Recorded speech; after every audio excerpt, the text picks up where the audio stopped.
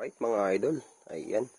Tuturo ko sa inyo paano yusin itong no power na motherboard mga idol, no.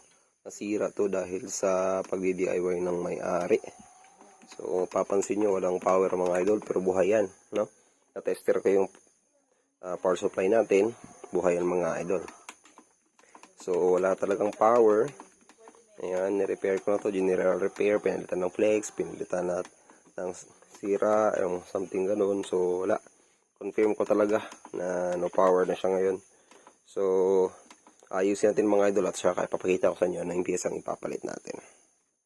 Bago nyo ayan mga idol, bago nyo simulan, tanggalin natin mo yung motherboard, ihiwalay natin siya sa kanyang katawan mga idol. Alright, nandito tayo mga idol sa ating motherboard. Ayan. So, ngayon mga idol, ang una nating papalitan para sa no power na motherboard, usually ito yung nangyari. Common na talagang issue na talaga sa mga L3110 at saka L3210. Ayan, no? So, check natin kung wala bang sunog itong dito sa may power. Naku. Kaya siguro to ayaw mag-power on na may sunog. Naku, yun lang, oh, sunog. Uy, patay. So, hindi nagpa-power in to dahil dito mga idol, no? Check natin muna. Kasi usually ito yung ginagawa ko, pinapalitan ko lang, no? So, kung sa case na to, kung itong sunog, patay tayo dyan. So, sige mga idol.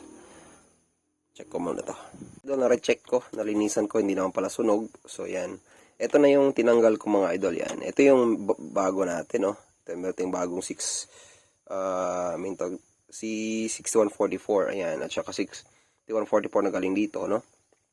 Kung tester ko yan, dapat itong left and right pole na yan, wala yung continuity.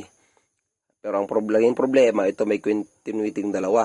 Yan, so naging open na yan. So ibig sabihin, sira na to, no? Mahirap lang i-camera kasi may hawak akong kuhaan, pero try ko. Tingnan natin. Kakayanin, no? Open din siya. Dapat hindi gagalaw yan. So yan, tingnan ko kung kaya ko hawakan sa kamay. Saan ko mag-isa dito. Sige, check natin. Ito lang sa mga no power kung yan. Check nyo mga idol, left and right pole. So yan, dapat walang continuity. Ang problema ito, meron. Yan, so papansin nyo, laki, no? Laki ng so mahirap siya. Ayan. So, wala. Sira itong 6C144. At saka capacitive ito sira din. Kasi yung dalawa ang ipapalit natin mga idol. Ito saka ito. So, antay ulit mga idol pag papalitan ko na. Dalawa yan, napalitan. Automatic yan. Combo yan. Ito na mga idol, napalitan ko na. So, testing natin yan kung gumagana yung gawa natin.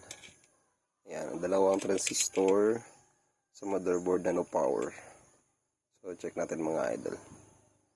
Yan, nakabit ko na sa ating printer. Alright, no, testing natin mga idol. Yan, lagay ko na yung motherboard. Tapos, yan, ito, hindi ko muna na-connect itong scanner natin kasi may problema. Sira siya, papalitan ko muna mamaya. So, test muna natin kung buhay na yung motherboard natin mga idol. No? Ayan, sige. So, saksak. Plug natin yung cord. Ayan, buhay.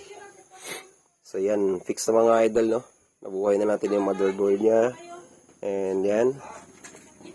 Kanina hindi ma-power on, hindi nagpa-power on ito, nag-automatic on kasi first kasi yan normal yan, nangyayari yan minsan. So yan mga idol, sa mga gustong sumubok, no? Yan. Contact nila ako ng mga piyesa na dapat bilhin at saka dapat orderin mga idol. So okay na yung unit natin.